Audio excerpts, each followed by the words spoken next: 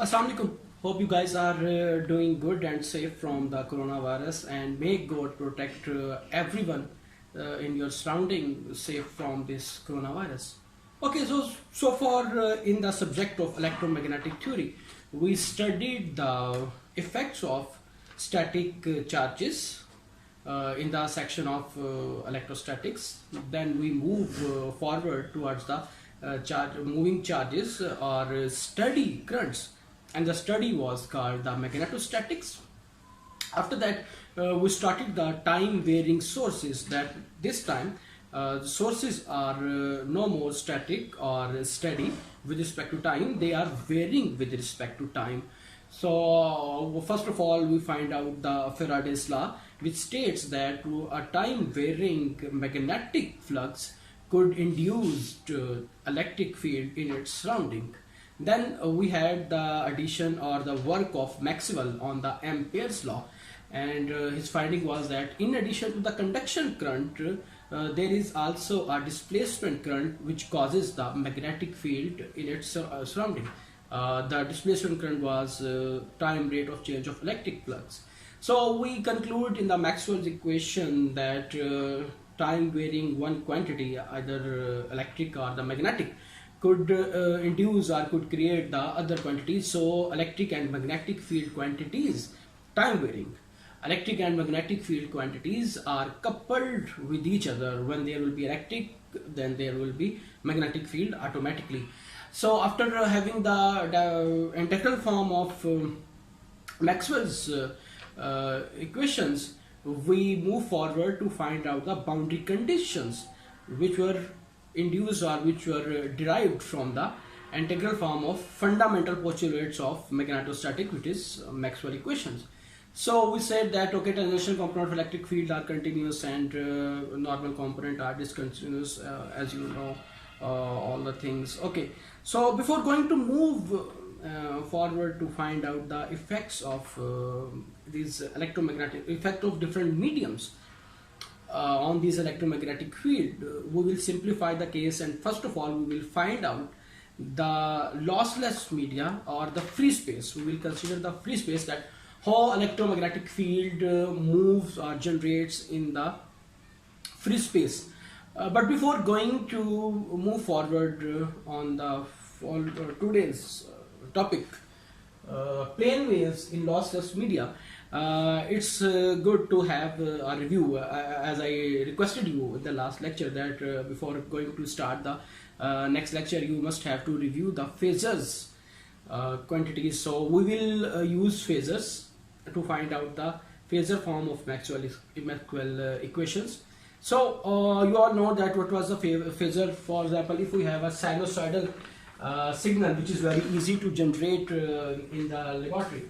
So let's say it is a time varying current, or a current which is function of the time, and you could write it as magnitude of the current, cosine as sine function. Here is the terms. Fine. Okay, it is the frequency and time term, and that was the phasor term. Okay, we see in the subject electric circuit analysis too. We did many chapters and many problems regarding the phasor, so that's why I am quickly going to review the topic. Okay, we could rewrite this expression as real part of, by using Euler's identity, j omega t plus phi. Okay, moreover we could also separate this quantity like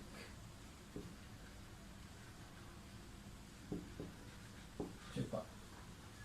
Then we see that, then we observe that in a system all the components had the same frequency, so we could in a system exponential of j omega t will be a constant. For example, if you have a RLC circuit, okay, then resistors, not inductor and the capacitor, they all have the same frequency, so we could take this term as a constant. So we will have IFS, that was the magnitude and the space time. Okay, so we are left with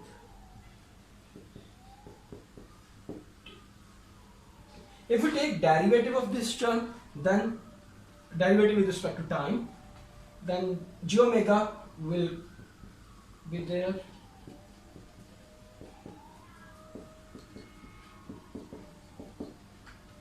Okay, rest of the function will be same, and if you take integration of this term, then j omega term will be divided and rest of the term will be on the upside. So, and when we have to go back from a phasor function to the instantaneous function, what we do, we have to multiply the function. So that's why we skip exponential of j omega t. I'm just revising. So we are only left with this function. Okay, it is our phasor function. It was called phasor and we are going to use phasor. So if we have to go back from phasor function to a instantaneous function, what we do, we multiply the phasor function with the time dependency term, which is exponential of j omega t. Okay, then take real part of that. If our function is a cosine function, and if we are dealing with the sine function, that we consider the imaginary part of this term, exponential of j omega t, then imaginary part of that. So we will be revert back to the instantaneous form of the signal or the wave which was generated. So use the same phasor notation. For example, in the electromagnetic theory, now we have electric field, which is function of space. Space coordinate could be xyz, r phi z, or capital R, theta phi, or Cartesian, cylindrical, or spherical coordinate whatsoever. And so our E or H field or the sources rho or J are function of space and time this time. So we could rewrite them as real part of E naught, where E naught could be a complex of the real quantity. It is a constant exponential of j phi exponential of j omega t, and we have a complete function.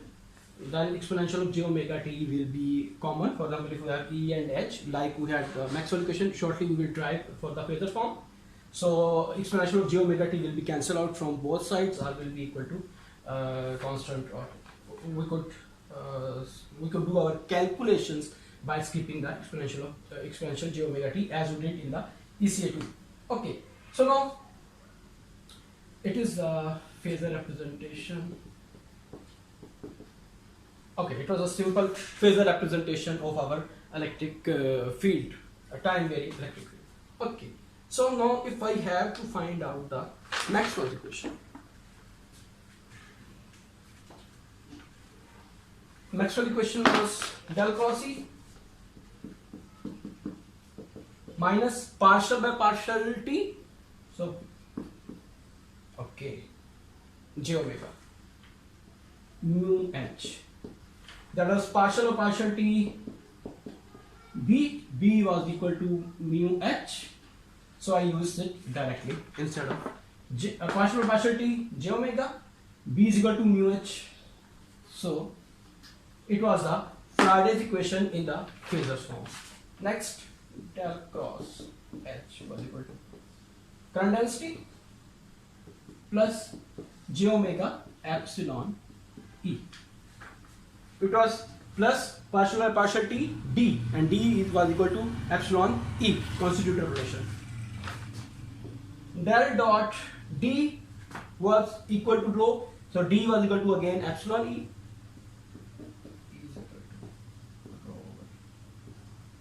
Epsilon naught in the free space, and del dot h is equal to 0. It was del dot b is equal to 0, b was equal to mu h, so del dot h, mu on the other side is equal to 0. So it is the phasor form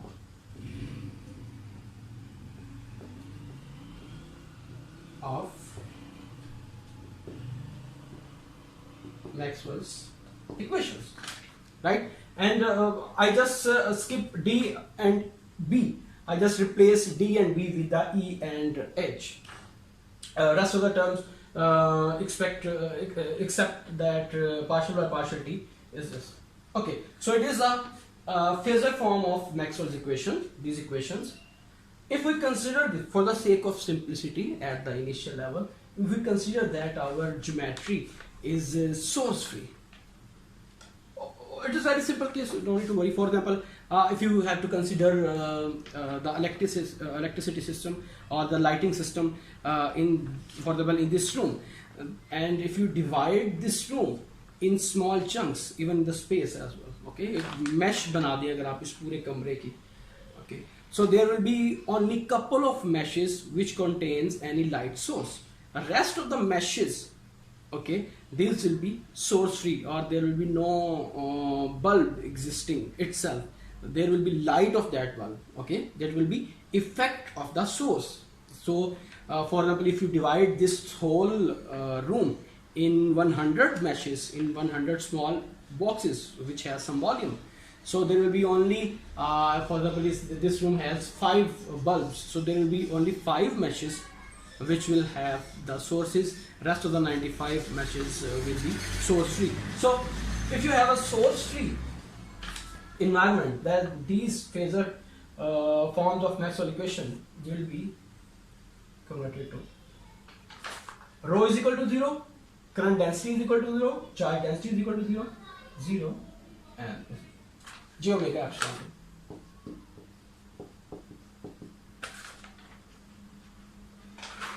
May I switch this term, okay, instead of rubbing that, right? Okay, so this is the source free Maxwell equation in the phasor form. Okay, let's move to our another term. Now we are going to move towards the plane waves in the lossless media. Remember, we had already take the divergence of Maxwell equations when we were going to introduce the addition of Maxwell's law in the Ampere's equation. We took the divergence of Faraday's law, and then we move forward. And in the Helmholtz theorem, in the chapter number 2, when we were discussing the rules of operation, we state that any electromagnetic quantities could be defined when we will define its divergence and curl. So we have already defined the divergence. Now this time let's take the curl of these quantities. Okay, we take curl of the Faraday's law, right? Curl on this side, and curl on this side, j omega mu is the constant, so curl will operate on the edge. So del cross h, right? So del cross h, so right hand side j omega epsilon t,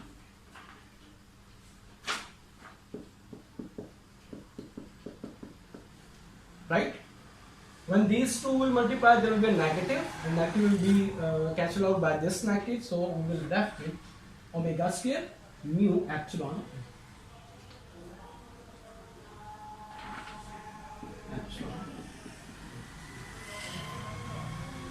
right? Okay, so that is the story of the right hand side. What happened to the left hand side? Del cross C. Again, remind rule of operation, the vector algebras section, in which we define the product of triple vectors. And we say that there is a rule which was called back cab rule. If we have 3 vectors, A cross B cross C, then we could rewrite them B minus C A dot B. Back cab. So if we apply back cab here, I will be left with gradient, gradient of divergence minus del square E. It will be E outside and del dot del square, but as del is an operator, so it will operate on some field. So we are left with this equation, del square E. Again, Del dot E is equal to 0. So this term will be 0. Right?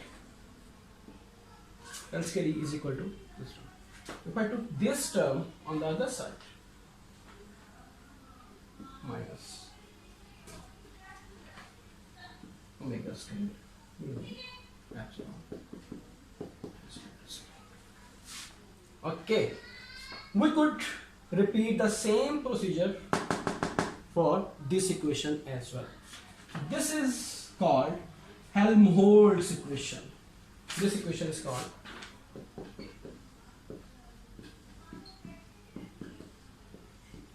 Helmholtz equation. Okay, where this term is known as K, wave number.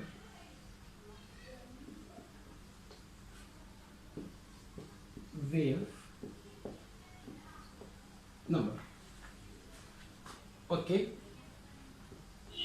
del square E minus, if I took E constant, minus K square is equal to 0. Okay, I will explain this and we will have to find out the solution of this equation, Helmholtz equation. But first revisit the wave number.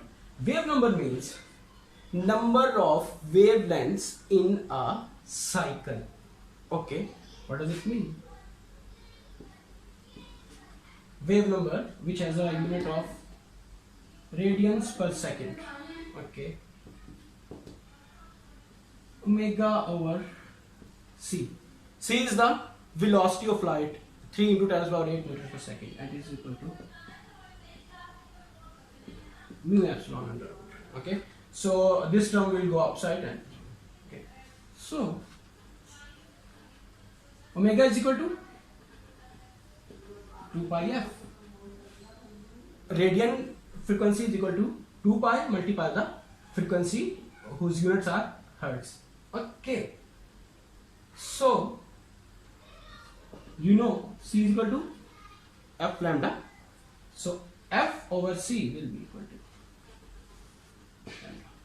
I was talking about this wave number, number of waves per unit cycle is called the wave number. If we are talking about the free space, then it will be k naught, mu naught, epsilon naught. Free space, and for the free space it is C is equal to f lambda, velocity of light, and for rest of the things this is called phase velocity. We will discuss in the end about the phase velocity, but it will originate from this expression. Okay, or we should move from there as well. Okay, let's wait. Okay, let's wait till end, then we will explain the phase velocity. For the time being, we are discussing the lossless media or in the free space, so it is the wave number. Okay, so come back to the solution of Helmholtz equation.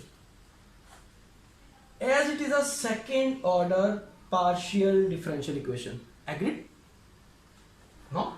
Okay, what is this? U1. For the sake of simplicity, let's consider the Cartesian coordinate system. Okay, partial x square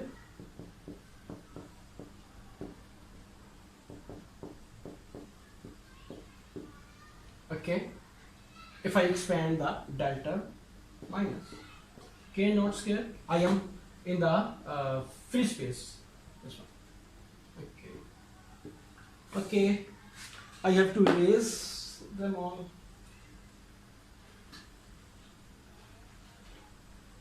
Oh,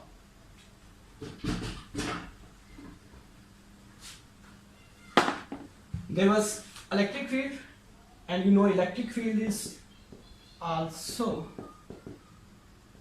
x, y and z, that is equal to 0. So it will result in 3 scalar Helmholtz equation. That single Helmholtz equation, vectors Helmholtz equation turned into 3 scalar. Where are 3 equations? This whole term will multiply by this one equation, this whole term will multiply by this second, and this whole term will multiply with this. So it's the third equation. So let's start with the first term. So x square plus y square plus square minus k naught square into ex. Okay, that is equal to 0.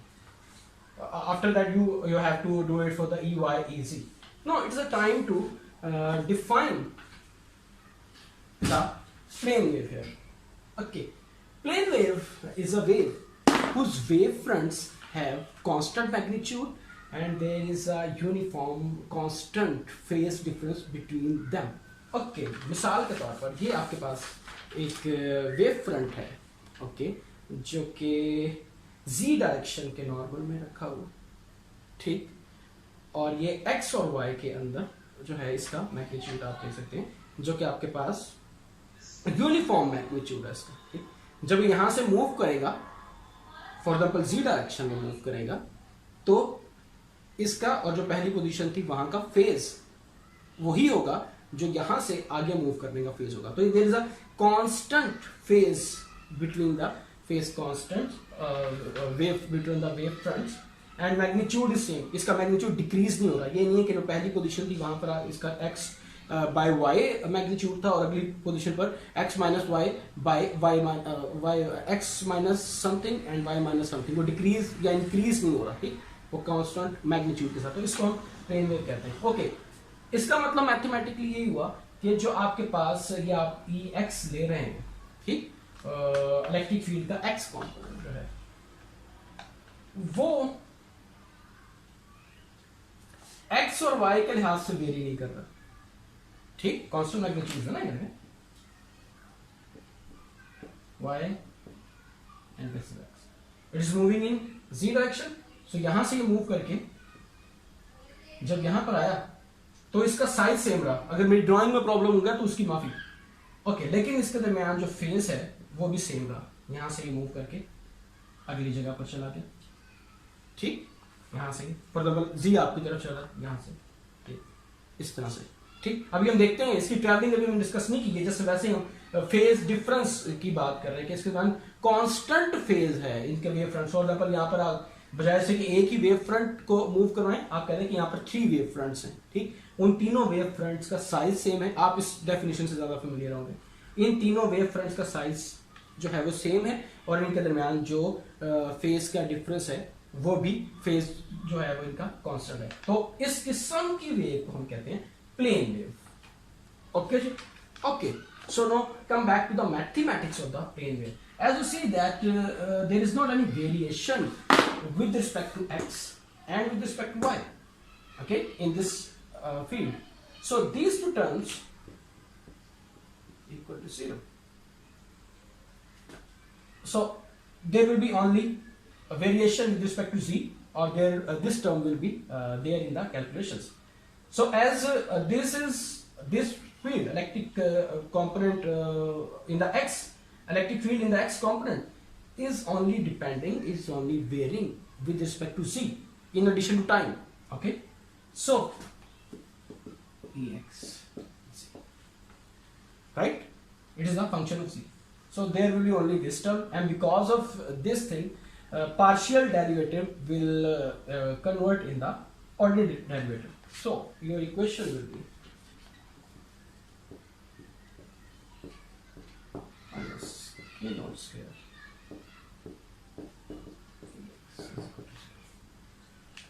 right. Now this is a second order differential equation, okay. So general solution of this equation, as you are very much familiar in the calculus, will have the two solutions. We could say Ex of z, solution of this, कि हम इसके अंदर क्या value put करें तो हमारे पास answer 0 आ जाए। Ex की क्या वैल्यू हो कि जब हम उसका डबल डेरिवेटिव लें माइनस इस टर्म से मल्टीप्लाई करें तो आप जो आप जो है वो 0 आ जाए। तो जनरल सोल्यूशन जो आपके पास है वो है Ex1 Ex2।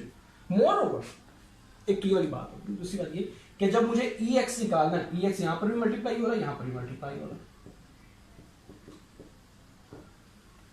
ओके, सो ये वाली टर्म दूसरी तरफ ले जाऊं। अब यहां पर डबल डेरिवेटिव है, तो मुझे डबल डेरिवेटिव से in order to get rid of it I have to take two integrals. Okay, मुझे इसको, इस टर्म को दो दफा इंटीग्रेट करना होगा।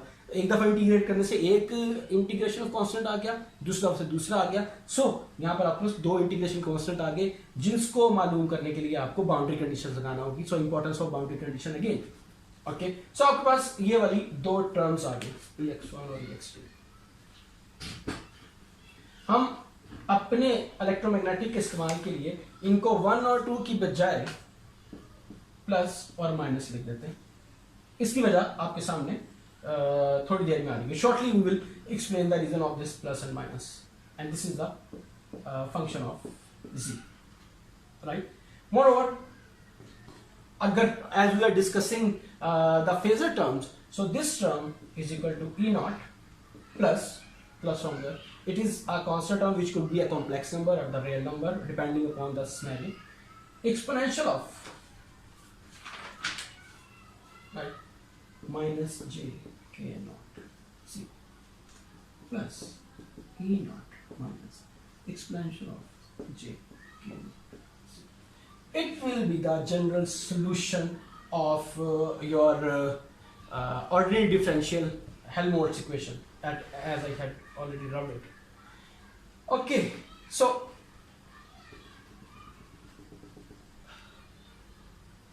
second order differential equation, two solutions. Let me encounter this solution first. This states exponential minus, अगर मुझे इसको वापस इंस्टेंटेनियस फॉर्म में कन्वर्ट करना है तो कैसे, क्या करूंगा मैं?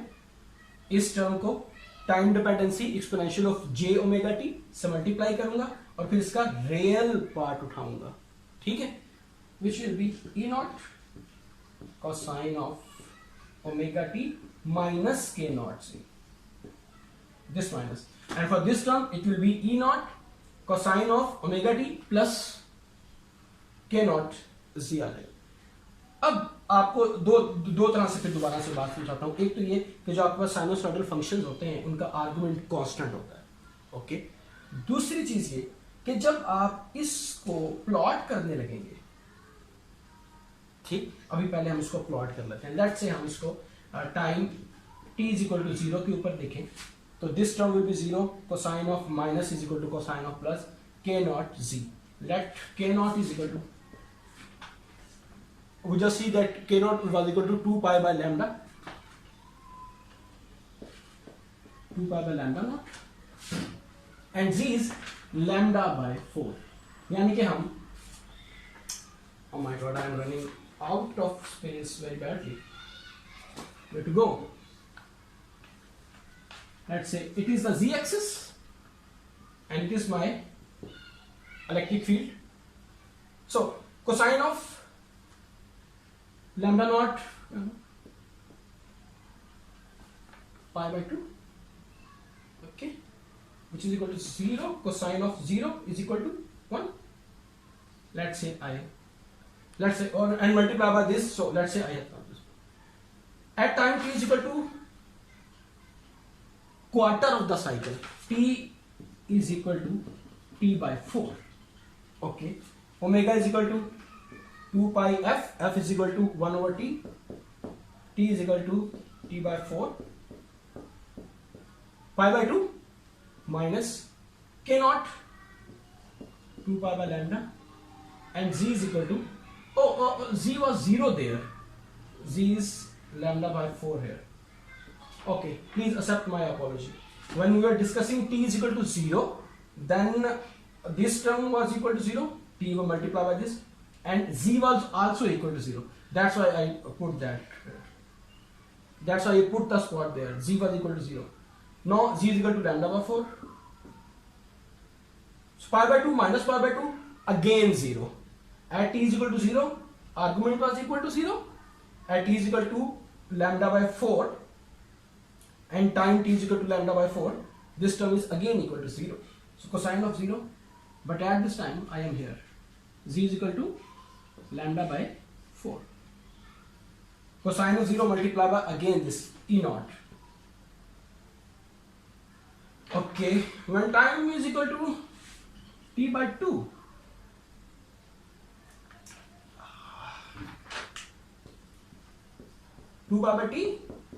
t by 2 minus k is equal to 2 pi by lambda naught, and I am at the z is equal to lambda by 2. Pi minus pi 0, cosine of 0 1, again magnitude is. So at every point I have the same E naught value. Another thing is ये cosine का function है. अगर मैं दरमियान वाली जगहों पर भी इसको प्लॉट करता हूं तो ये यूं करके फील्ड बनना शुरू होता है मेरे पास. ये यूं, ये पॉइंट यूं और ये वाला यूं करके. यानी कि वही जो मेरा cosine का फंक्शन था वो टाइम के साथ साथ पोजीशन z में मूव कर रहा है. तो इसीलिए मैं कह रहा हूं कि ये जो मेरे पास फंक्शन है ये पॉजिटिव z डायरेक्शन में जाती हुई वेव को बता रहा है. अब ये आप लोगों का टास्क है कि आप इस वाली को देखिएगा तो ये नेगेटिव z डायरेक्शन में जाने वाली वेव को बताएगा. Okay, so it is a travelling wave. This solution of the Helmholtz equation was giving the plus z directed travelling wave, and this equation, this portion, this solution will give me the negative directed plane.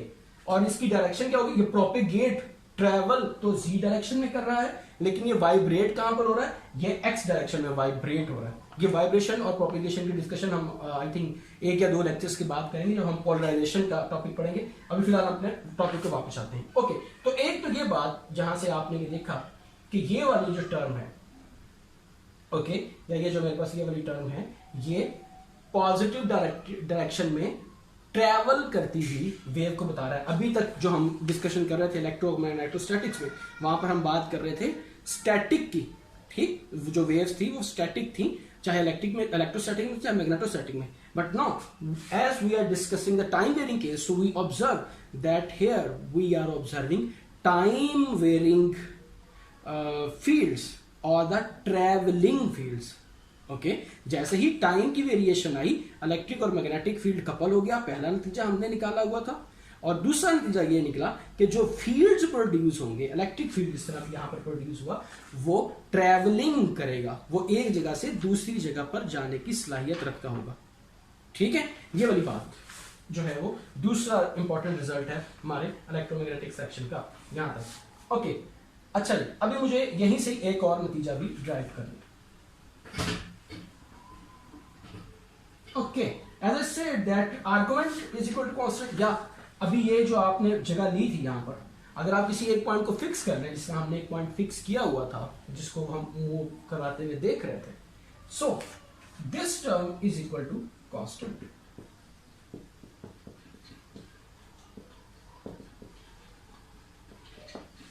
Right, चाहे mathematically आप देख लें, mathematically आप कहते हैं कि जो sinusoidal functions हैं उनका आर्गुमेंट कांस्टेंट होता है. ओके, पहली बात.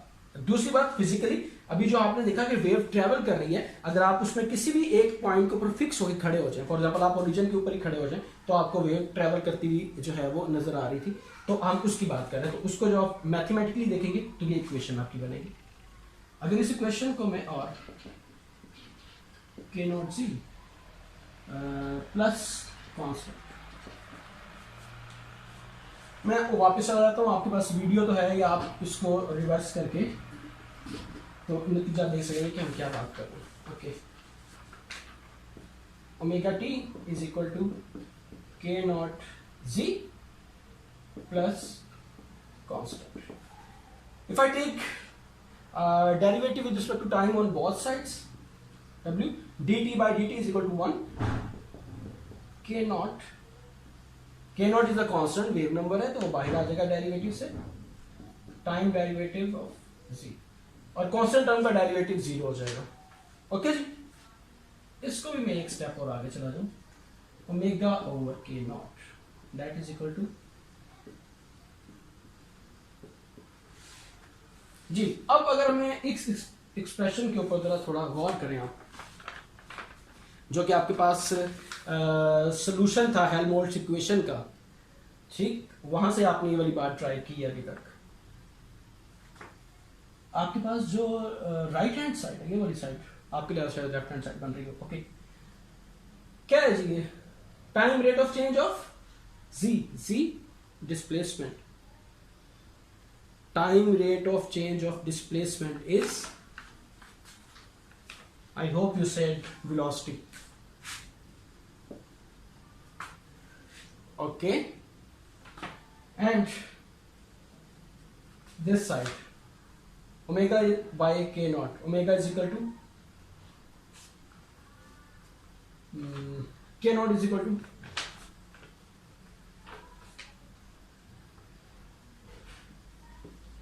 अभी हमने पहले से ये वाली मैथ्स कर ली, आप वहां से वापस दोबारा जाएंगे तो this term is the C.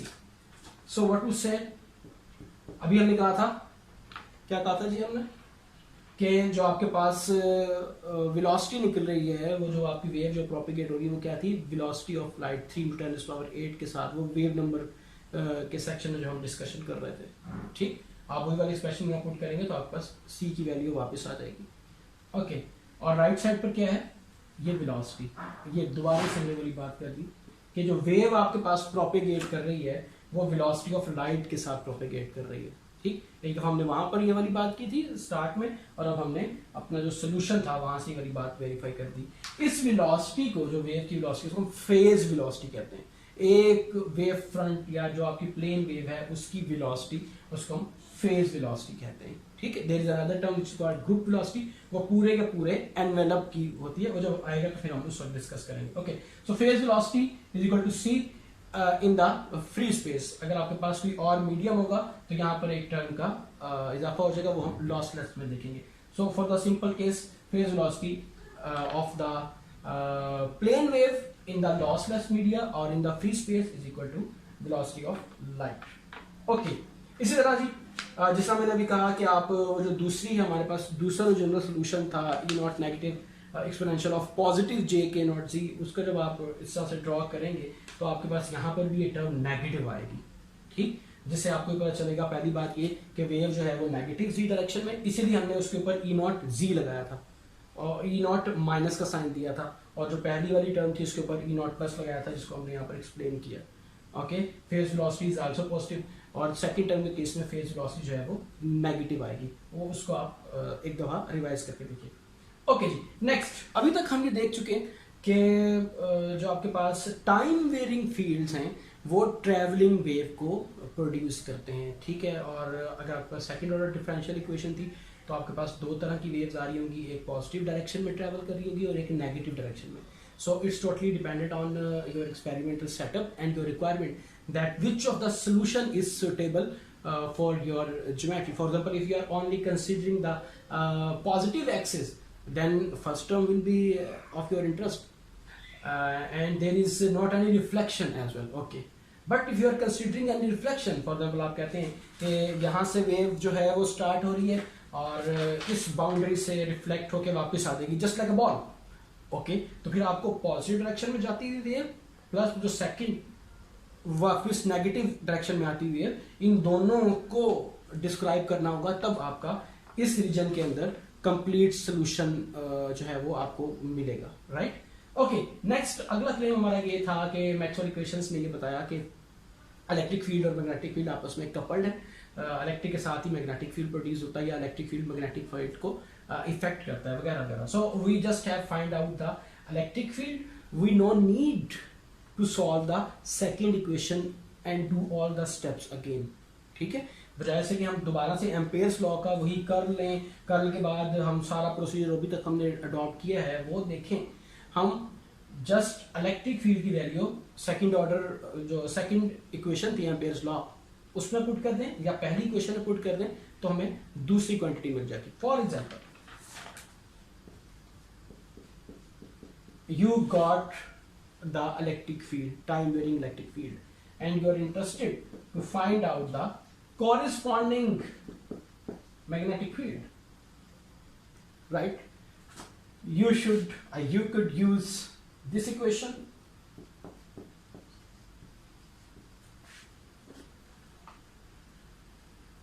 okay, and you will have your magnetic field. Okay. Now magnetic field Hx Hc. While on the right hand side, left hand side, sorry, whatsoever your side is, it's my left hand side. So del cross E, when you take partial x and put the formula in that matrix form, then you will find out the magnetic component only. This one. There is the x component. So there are partial derivatives and whatsoever, you have to do it yourself, please. So there will be only magnetic component. Be not. I'm just giving you a glimpse of the solution. There will be 3 terms, each containing 2 more terms, and out of these 6 terms, there will be only 1 term left, which is like this. Remember, I am only dealing with the positive directed wave. Okay, this term. There is another term which is E naught minus. Okay, and exponential of positive jk naught z. Okay, so when you take derivative with respect to z, you will have this term here minus jk naught. So jk naught. Okay, minus j will be cancelled over this j. Derivative खत्म हो जाएगा, ये term वैसी की वैसी साथ आनी ही आनी. Okay, so k naught bye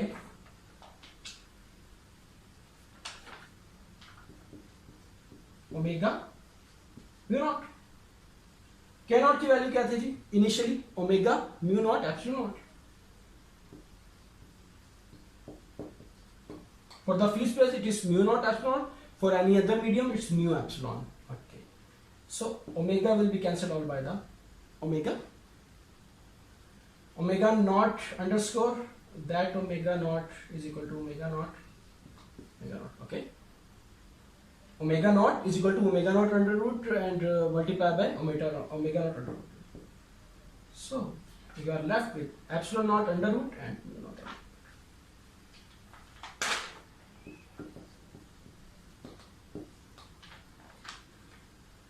This term, reciprocal of this term, is called intrinsic impedance, mu naught over epsilon naught. Okay, and this term is your Ex, right? Ex plus, and this was Ex plus. अगर आपके पास आ रहा है तो इसका मतलब है उसके कॉरिस्पॉन्डिंगली आपके पास एच वाई प्लस आ रहा होगा. ठीक, अब बिल्कुल आप स्टार्ट में चले गए जब आपने del square E plus k not और ई को जब आपने एक्सपैंड किया था, तो आपके पास हमने कहा था 3 स्केलर हेल्महोल्ट्ज इक्वेशन आ रही हैं, हम एक्स को चूज करते हैं. अगर आप उसकी बजाय वाई को चूज करते तो उसके कॉरिस्पॉन्डिंग आपके पास और मैग्नेटिक फील्ड आता. अगर आप जी को चूज करते तो उसके कॉरिस्पॉन्डिंग आपके पास यहाँ पर कोई और एक्स एच या एक्स जी की जी तो बिल्कुल आती, एच एक्स या एच वाई की टर्म आ रही होती. ठीक है, अब लाइंस मिल रही हैं. ठीक है, सो अगर मैं इसको यहां पर लिखूं तो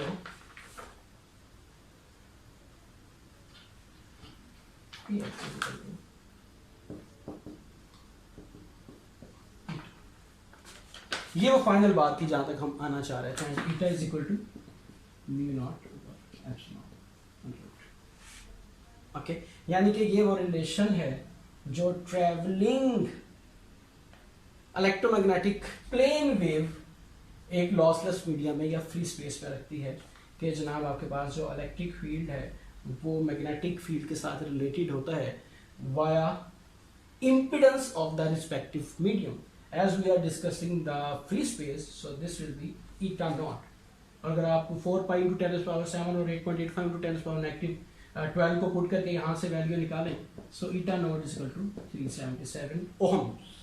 इम्पीडेंस का यूनिट जो है वो ओम है. सो ये आपके पास इलेक्ट्रिक और मैग्नेटिक फील्ड का रिलेशन हो गया. इसको मैं अगर क्लियरली लिखना चाहूँ तो क्या फिर eta naught ही को डिफाइन करूँ तो ईटा नॉट, एक तो न्यूमेरिक वैल्यू आपको ये दे रहा है, ये जनरल इक्वेशन बनाने के लिए, एक्सक्यूज मी, ओके, ये इंट्रिंसिक इंपेडेंस की जनरल फॉर्म यहां से आपको हेल्प आउट करेगी बनाते हुए, जो कि ये बता रही है कि आपके पास इलेक्ट्रिक और मैग्नेटिक फील्ड की जो रेशो है वो आपके पास इंट्रिंसिक इंपेडेंस को बयान करती है, या आपके पास जो इलेक्ट्रिक और मैग्नेटिक फील्ड के दरमियान में रिलेशन है वो कायम होता है वाया आपके इंपेडेंस से। ठीक, अगर आप इसको अपनी सर्किट थ्योरी से मैच करवाना चाहें, जहां पर आपके पास IG का एक्सप्रेशन था, ओके, सो